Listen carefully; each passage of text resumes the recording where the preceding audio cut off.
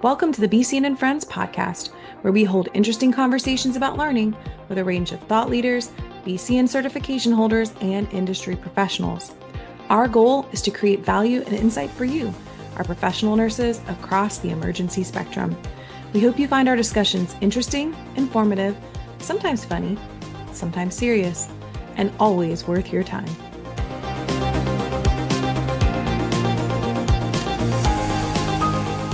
In this podcast episode, we want to introduce you to our BCEN friend, Jacki Roland.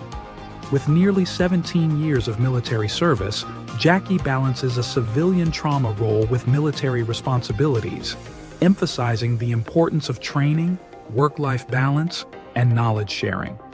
This episode is called Gratitude in Every Line I Have Ever Read. Hi, I'm Holly Briggs, a professional development specialist at BCEN and one of your hosts for today. I'm joined by my co-host, Michael Dexter, Director of Professional Development at BCEN. Hi, Michael. Hi, Holly. It's great to have you with us today. In this episode, we're joined by Jacki Roland, who brings a ton of trauma experience in both the military and the civilian world. She is a leader in every sense of the word, and I cannot wait to spend some time getting to know her a little bit better. Michael, could you please introduce us to our BCEN friend, Jacki?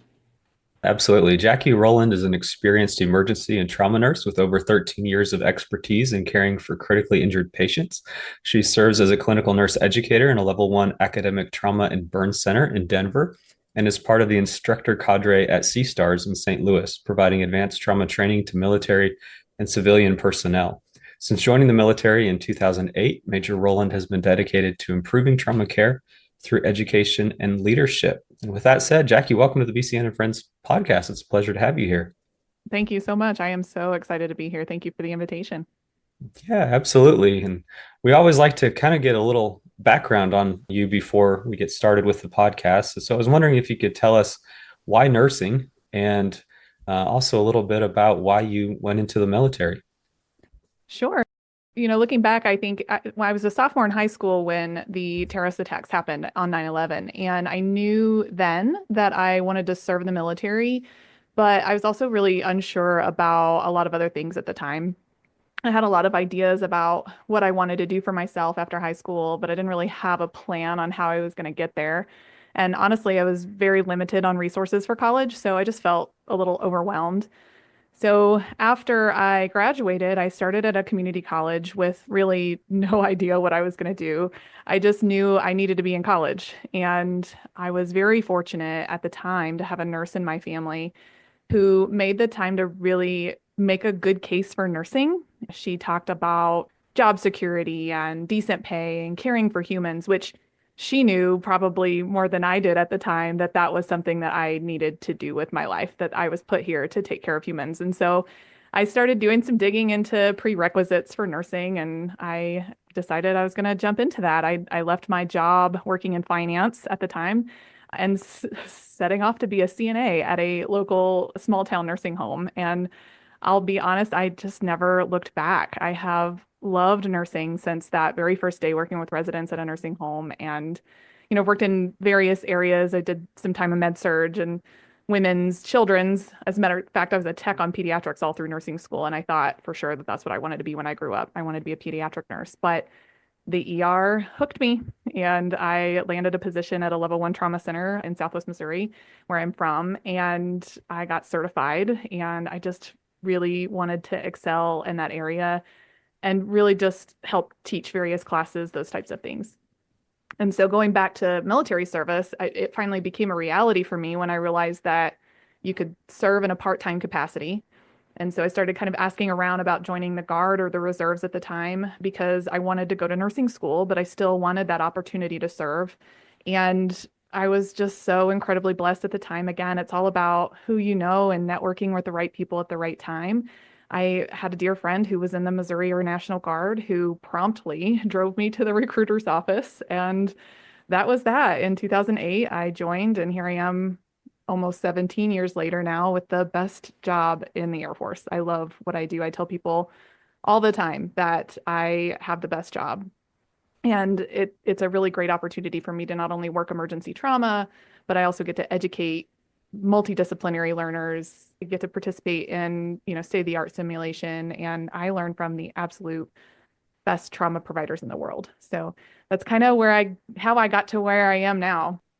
Well, you mentioned that you really liked to take care of kids, that you worked on a pediatric floor during nursing school. So I'm assuming the military doesn't afford a lot of options to do that. Are you still really invested in pediatric care, or is that shifted over time?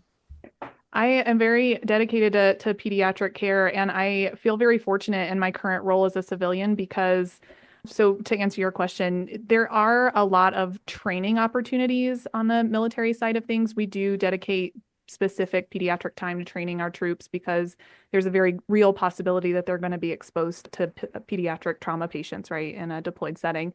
But where I work now as a civilian, the trauma center that I work for is a non-pediatric trauma center. But I also support all of our freestanding ERs in Denver Metro, and they see upwards of about 30% pediatric patients. And so I still dedicate a lot of my time to pediatric care and educating our staff in pediatric care and improving pediatric outcomes because it is a big part of it.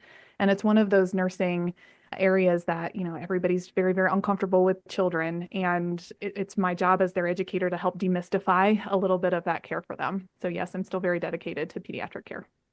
Oh, we love to hear that. Mostly because I tell people, I'm like, look, if you don't like to take care of kids, just imagine that someone out there didn't want to take care of you when you were a kid. So, we were all kids. We should all at least feel somewhat educated on the care of children because I often find that the very thing you fear in nursing is the thing that will come to you more often than you would like it to. I agree. So if you don't take that as an opportunity to learn and get better and grow more comfortable, well, gosh darn it, you're going to have that chance again. You know what I mean? It's going to happen. It's coming. So I felt that way about children when I first started out in a kind of an adult only ER, and I quickly realized that I didn't want to feel that uncomfortable. And so I was like, I gotta learn how to take care of kids. So I took some classes and did some things along the way to grow my knowledge of pediatrics. But I love that even if that's not something you see every day, it is important that you grow and that you're helping your staff, you're helping in the military to get that education out there and help people be able to care for a pediatric patient really, really well. So I love to hear that. I will say that the Armed Forces consistently provides breakthroughs, especially in the line of trauma care and treatment. So many tools, so many practices, so many studies that are being used in hospitals today were really kind of battle tested long before they came into the private sector. So what is it like from your perspective to kind of have a foot in both of those worlds? That's a great question, and one that I will say I want to start with. This is my experience, right? You might interview other armed forces personnel who might have a different perspective on things, but what I will say is that to me, the invaluable experience sharing is so beneficial for our teams, both sides. Military training and experience has really helped our civilian partners understand high pressure environments with limited resources. And those are things that I have seen trickle into my civilian world.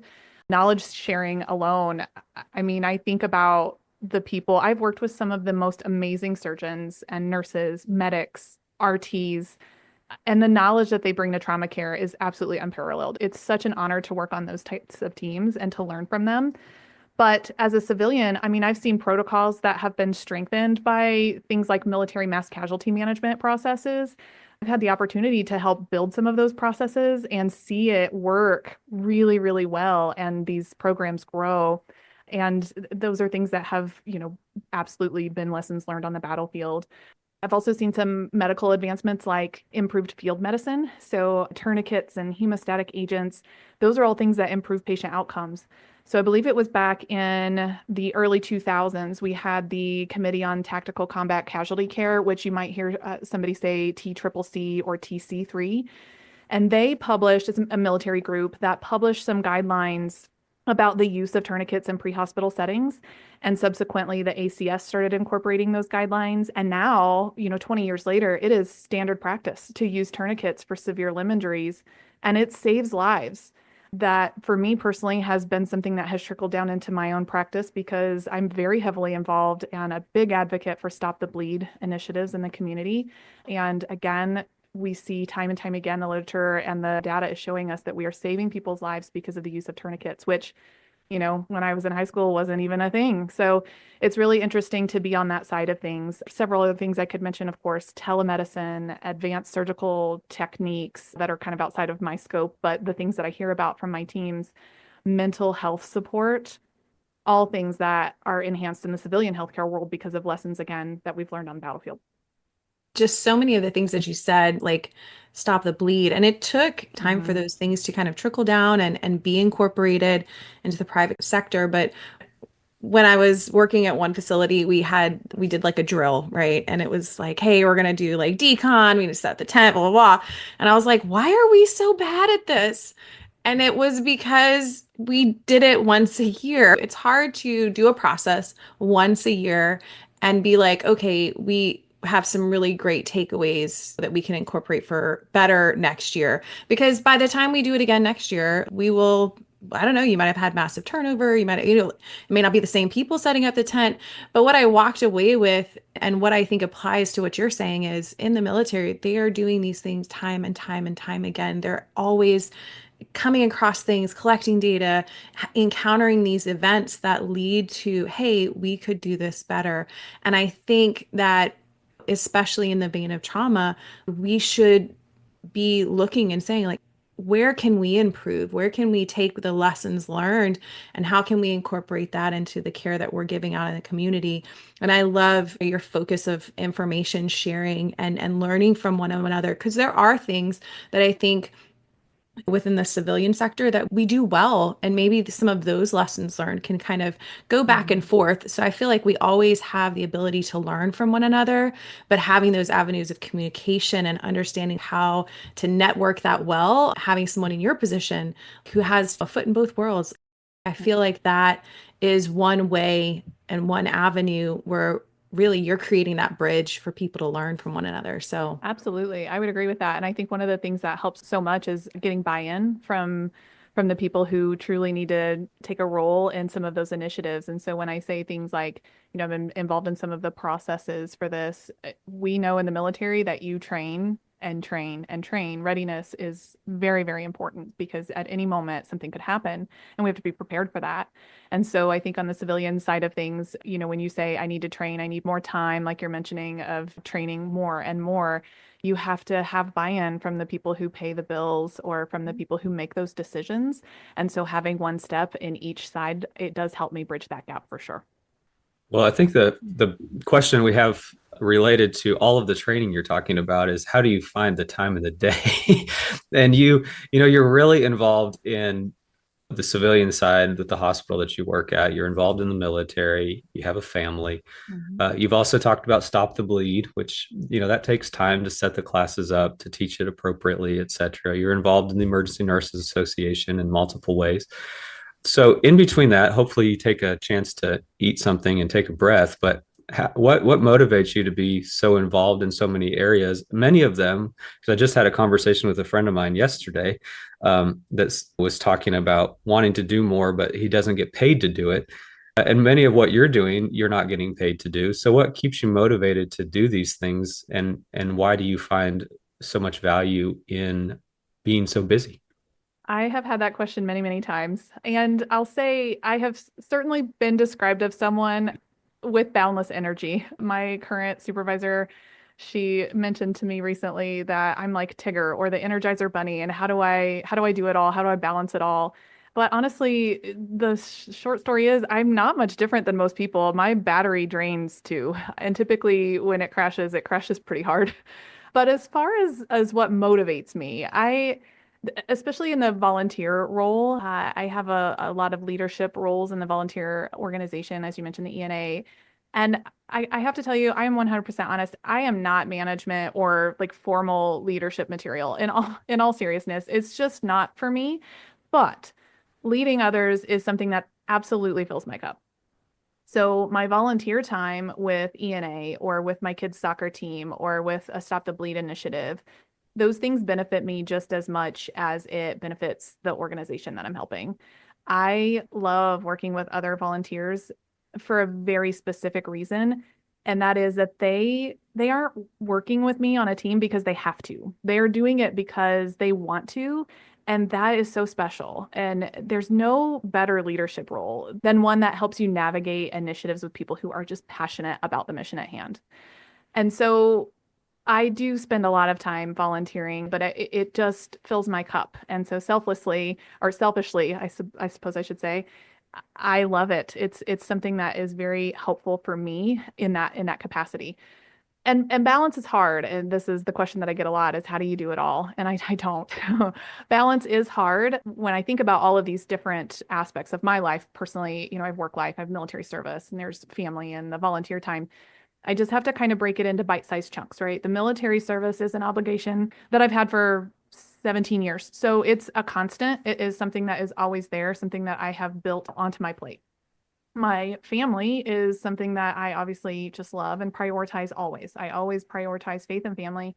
I have the literal best husband and two gorgeous little babies who are now 4 and 7 years old.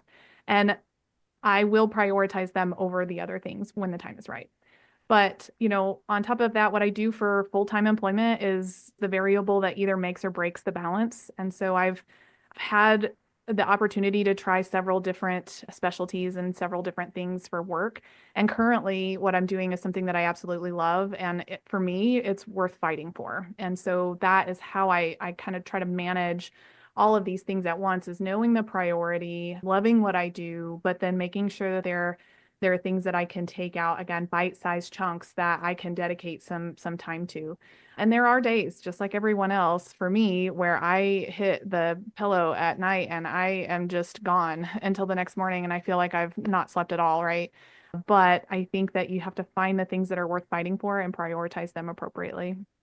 Wow. I feel like we could just stop the podcast right now and just have everybody just kind of, I'll put that on a loop. Like I'll just put that on a loop and maybe that would help inspire, motivate, bring balance because I meet nurses all the time and either they fall into like what the saying is that for every mile of road there's 2 miles of ditch, right? So I feel like I meet nurses who are in the ditch of I don't have the time to do anything, especially if I'm not getting paid for it. So there's on that side. And then I feel like I meet nurses in the other ditch who are like, I have no time for anything because I'm doing everything and trying to be everything to everyone and all the time. And they're just burnt out on multiple levels.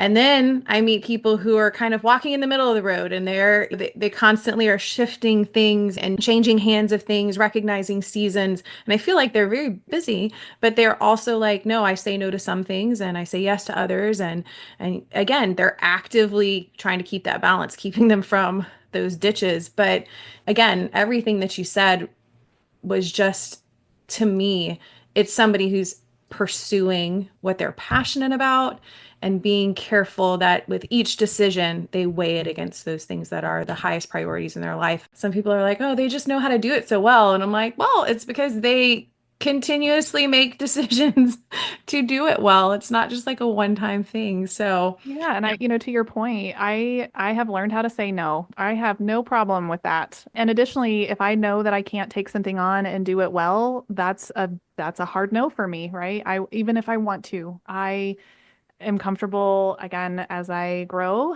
to saying no. I think that that's really, really important. But prioritization is what it's all about and understanding what your limitations are. Yeah. So like I said, maybe I'll just loop that a couple times. I don't know. We'll see. My editing skills are getting better and better. But so if you're listening to this and you feel like, gosh, I feel like Jacki said that a couple times, it's because I did it. I edited it so she could reinforce those thoughts. Okay. Well, I will say that we are excited to spend some face-to-face time with you coming up soon at Learn Live in Colorado Springs in April of 2025. Spoiler alert, you'll be presenting on the topic of fluid resuscitation and pelvic trauma.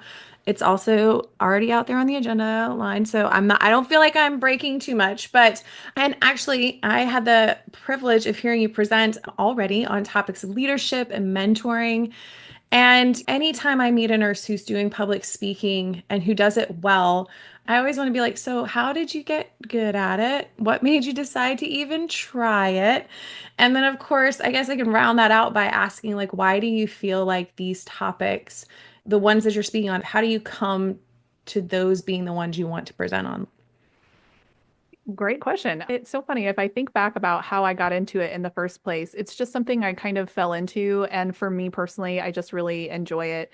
I make the joke all the time, especially with my teams that I work with. I will literally talk to anyone with a pulse. And so if I can get a whole room of people together and talk to them, I'm in heaven. But going back to the presentation, I'm really, really excited about it. It is one that I've been wanting to present for several years. And so I'm just incredibly honored for the opportunity to talk about this very, very special case study that literally changed my practice, but also changed my life. And since that time, it was a case from August of 2020, which, if anybody can recall, was a really rough time for most of us in healthcare. I have just had a passion for understanding and educating to fluid resuscitation and trauma.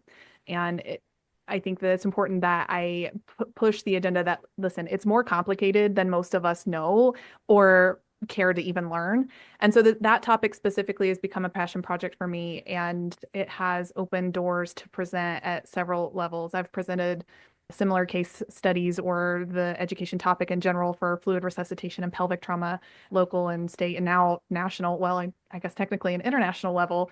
And it has been such a trip, and the feedback has just been so wonderful. And so when you do it once, and you get even just a little bit of good feedback, it encourages, for somebody like me, it encourages you to just do better the next time and just continue to push that topic, because it's something that when I get feedback saying, oh my gosh, I have never thought of it like that, and this is going to help me so much, it just drives me to do it again and again.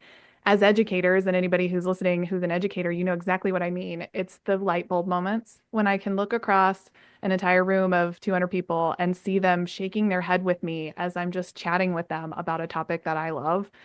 That's it for me. That's what drives me to continue to do that.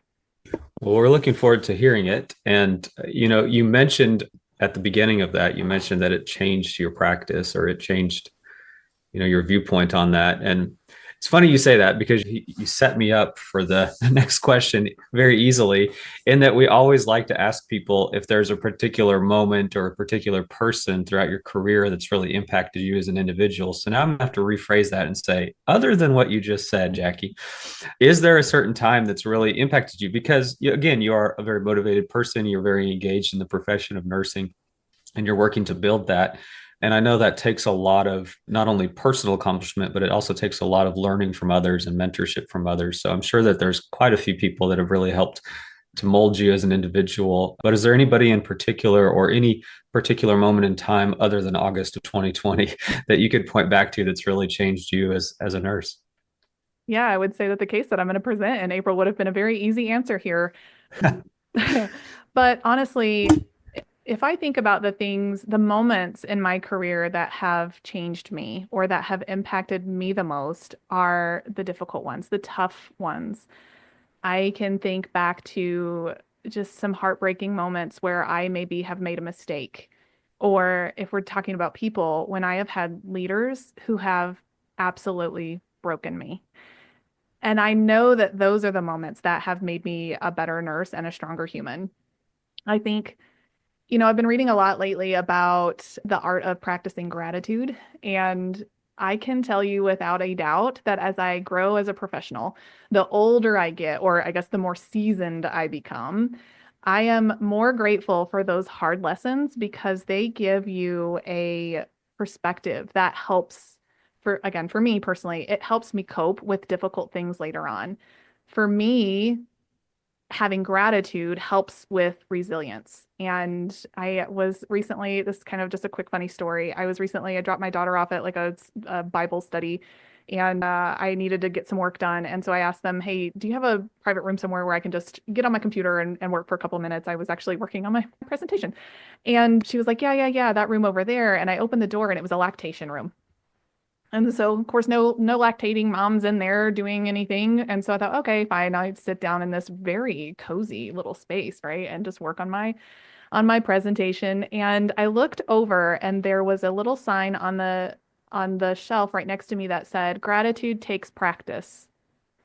And it was a full circle moment for me because I have been digging into practicing gratitude and how I can gain perspective from some of the very difficult things that I've had to go through. Because as a mentor, those are the types of lessons that I think are very valuable. I work with a lot of new grads, and it's a slug, right? The first year is always so incredibly hard, especially in the setting of the emergency department. And I talk to them constantly about changing their perspective and about coping, building tools to put in their toolbox that are going to help them cope with the difficult things that are going to come, because it doesn't get easier, you just get better at it, right? And so I looked over at that and I said, oh my gosh, I'm taking that with me. Gratitude takes practice. And that's what I mean, for me, that's the moment where I'm like, yep, I'm getting there. I'm becoming seasoned now. I have knowledge to depart. Absolutely. I still keep in contact with the nurse that was the charge nurse when I first was a new grad, and we've worked together for many years now. And she has told me, you still have the worst new grad orientation of anybody I've ever met in all of my years. And it's kind of become a joke, but at the same time, I can see where all of those pretty tough moments early on in my career really helped to shape me as an individual. And it is hard to look at them in the heat of what's going on and be thankful for them. But looking back, like you, looking back, it's like they were so necessary to help mold me into the person I am today. So thank you for sharing that. I really appreciate that, Jacki. Holly, I'm going to turn it over to you to ask the fun questions. He always thinks that no, it is. It's the fun part. I can't help it. He's right. So I get to ask a few rapid fire questions, and really, they're just so we can get to know you a little bit better as a person. So I'll jump right in. What would you be doing if you were not in your current role, career, like something that you were like, gosh, I would have loved to have tried this? Easy question for me. I would be writing. I am a very, very big fantasy nerd. I will read it, write it, play it, dress it, fantasy, all things fantasy. And I have been for a long, long time. I grew up with parents who are also just big fantasy nerds. And so if I could make a career of writing stories about magic and dragons and strong female and male lead characters who just, pick themselves up by their bootstraps and move on, I would be absolutely set for life. So I would be writing if I could, or if I was any good at it. I love that. I feel like if I could aggregate all of the books that I've read, and maybe even all of the books that I still plan on reading, because I have a list. I'm working my way through it, but I keep adding to it. So there's that. But I would Same girl, same. I'm like, if I could just shovel all of that into like the most epic novel. And if you do ever get to write that, I will readily agree to read it. All right, so I do have some categories of favorites, and so we'll start off. This is going to be great, and I'm ready to write it down already. So, what is your favorite book or a quote that really inspires you, or both?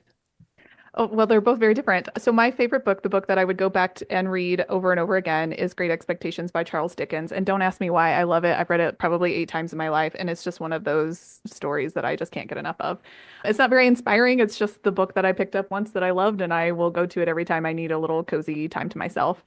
But quotes that inspire me, I find inspiration in a ton of things. And so as a story I just told about the little tiny sign on the shelf, I say, like, why choose a favorite really when the right one will come along to help you out when times are tough if you're just looking for it, right? If you have the right perspective, there's going to be something that catches you that's going to inspire you to do whatever. And one of the things I will say I have said to so many students, so many when I was faculty at nursing school, to students or to new grads, is something, and I honestly, I can't even tell you who said the quote, but it's something along the lines of, I'm not telling you it's going to be easy. I'm telling you that it's going to be worth it. And so that's something that I give to a lot of folks that I'm mentoring in, especially in this particular profession, because sometimes it's just hard, but it's worth it. It's worth it at the end of the day.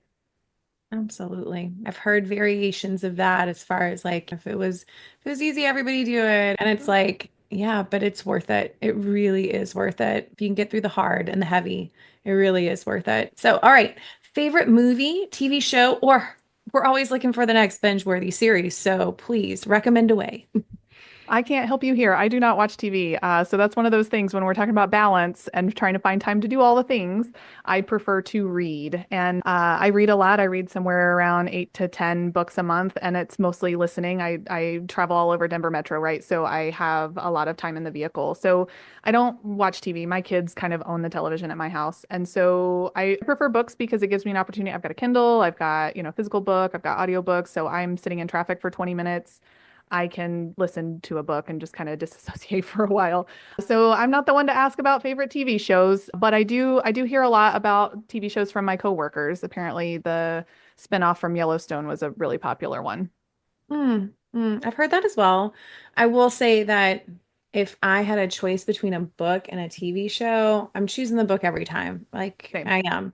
And I didn't think that I would be like an audiobook person, but when I was commuting a lot in my previous job, I did. I listened to a lot of audiobooks. And even though sometimes I'm like, they do not sound like that in my head when I read them, I'm like, they definitely were British. So, I did have some complaints, but for the audiobooks, but I did enjoy them. And yeah, my husband is he's not quite as much of a book nerd because I haven't met many that are, but so he keeps me in the know on some TV shows.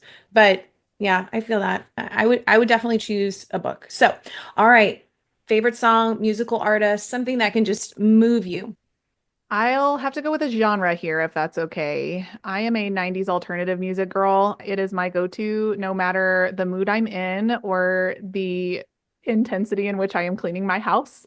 90s alternative is it for me. I can be in a happy mood, sad mood, elated, or absolutely in the dumps, and I will turn on 90s alternative music every time. Mm. It was like the era of good like grunge, the It was a bass. good time. Yeah, lot of drums. I like a good drum solo and the bass guitar. Like they pretty much owned that and a lot of like screaming slash yelling, but like really like guttural. Oh, okay. Man, I'm gonna listen to that later on. So, all right. Last question I have for you is do you have a self-care go-to or a way that kind of helps you reset? Because to Michael's point, definitely keep very busy. We are balancing that. So how do you reset? This won't come as a surprise, but I do, as you know, love to read. And so if I can get 20 minutes in my car to read a book or, spend 5 minutes before I hop in the shower, getting a few paragraphs in, that to me is a great way daily as self-care to kind of help me reset. But whether it's, 20 minutes or 2 days, I went recently with some girlfriends to a VRBO in the middle of nowhere, Colorado, and it snowed outside, and we sat in the house with a fire on and read for 2 days. And it just totally helped me recharge my battery. It's one of those things, though, that you do have to have support, right? I can't just take off for 2 days and leave my kids by themselves. So my husband's been really great about understanding the value of self-care, especially for someone who works in healthcare. And it's one of those things that you do have to have support for. But for me, that's what it is. I love to read. I love to be outside and do outdoor stuff when it's nice outside, but I live in Colorado, right? So right now, even today, it is snowing outside. It is miserable. So I will be, after this interview, sitting on my couch and reading a book while my kids play. That sounds super relaxing. I had recently heard of like a trip where it's a reading trip and you just go with your friends and you bring your favorite books and y'all just sit together and read. And I'm like, oh, that sounds so enjoyable. So I'm glad to know that someone who's actually done it, I will have to It's worth coordinate it. Anybody that. who's listening, I'm telling you, you have to do it. And the girls that I went with for this particular retreat, they are not healthcare professionals. And so when I walked in and I said, listen, I'm going to sit down, I'm going to put a blanket over my lap, and I'm not moving until I get a pressure ulcer, they both looked at me like I was crazy, but I meant it. I'm just going to want Yes, to relax yes. for a while. If I fall asleep, please turn me Q2 and wake me Mhm. back up so I can get through some more of my book, please. Yes. But okay. Well, Jackie, if our audience wanted to follow you on social media or reach out to you, how might they best do that? I am on social media. I have a Facebook account and an Instagram account that both have my name. Jacki is Jacki.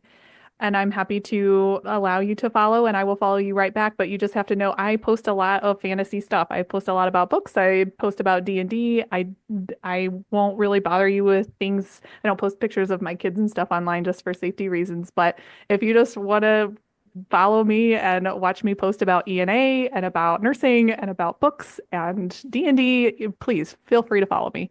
And then my email address is also, I'm happy to provide that as well if there are questions or things that come up professionally that you'd like some help with, or if you were just looking for a mentor, I'm always happy to do that. Awesome. Well, I will post all of that information in the blog for this episode. So thanks for sharing all that, Jacki. Well, Jacki, I appreciate you being here today and sharing with us. We have met you before, we've heard you speak, we've interacted with you, but getting to know you more on a personal level and hearing about some of the things that you're so passionate about, what drives you and what inspires you has been really great today. So thank you for sharing your time with us and for not only telling us, but telling the world about the great things that you're doing. Really appreciate that, and certainly appreciate your military service. I appreciate that. Thank you guys so much for the invitation. I'm looking forward to seeing you in a couple of months. Well, I want to take this time to thank Jacki for joining us for this episode of BCEN and Friends. Jacki, you are able to express so clearly areas of opportunity within nursing professionalism, ways in which the profession as a whole can grow and improve patient outcomes, and embrace untapped potential for greatness. It's awesome to have someone like you on the front lines leading the way, and we can't wait to see you in person at Learn Live in Colorado Springs. We really appreciate you and all that you are doing. And to all of our listeners, we hope you will stay tuned as we continue with BCEN and Friends and bring you new, meaningful content and perspectives. If you have a suggestion for an episode, please email us at bcn@bcn.org. I'm Holly Briggs, here with Michael Dexter. And on behalf of the entire BCEN team, we thank and celebrate you for all that you're doing as professional nurses across the emergency spectrum. Until next time, we are out.